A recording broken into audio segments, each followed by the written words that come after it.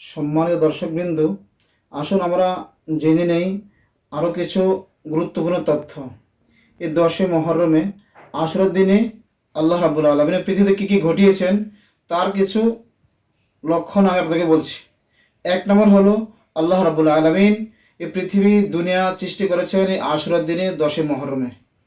এবং 2 নম্বর হলো হযরত আদম আলাইহিস সালামকে আল্লাহ রাব্বুল আলামিন এই 10 মুহররমের দিনে আল্লাহ সৃষ্টি করেছেন।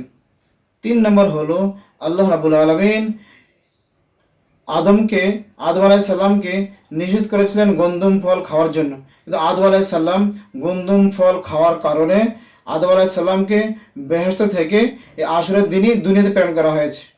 এবং আবার হলো এই 10 মুহররমের দিনেই আল্লাহ রাব্বুল আলামিন আদম আলাইহিস সালামের দোয়াকে কবুল করে।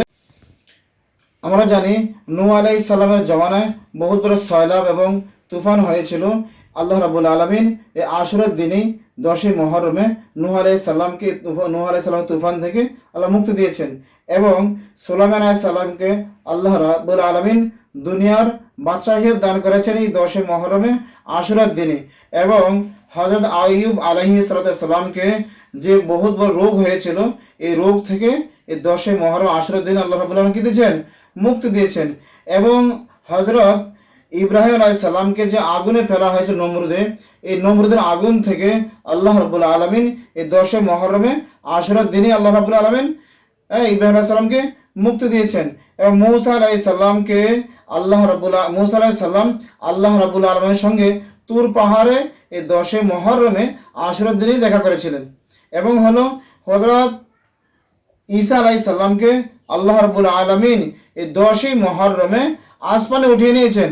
এবং ফেরাউনকে আল্লাহ রাব্বুল আলামিন এই আশুরার দিনেই নীল নদীতে ডুবিয়ে মেরেছেন। এবং সর্বশেষ হলো ইমাম হুসাইন রাদিয়াল্লাহু আনহুকে কারবালার জমিনে পানি না দিয়ে ইজিদের বাহিনী ওইখানে ইমাম হুসাইন আলাইহিস সালামকে শহীদ করেছিলেন।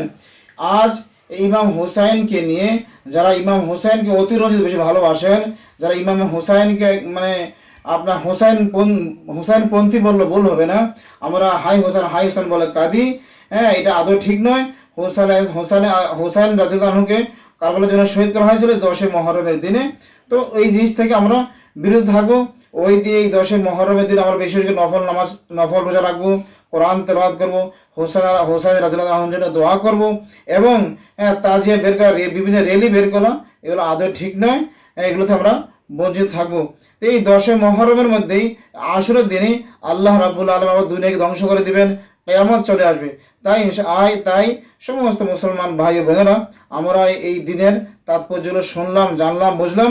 আমরা বেশি বেশি করে এই মাসে নফল রোজা রাখবো, নফল কোরআন তেলাওয়াত করব এবং আমাদের বাচ্চাদেরকেও এই রোজা রাখার জন্য তাকিদ দেব আমরা ইনশাআল্লাহ।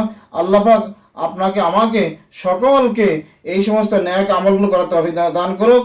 আমিন।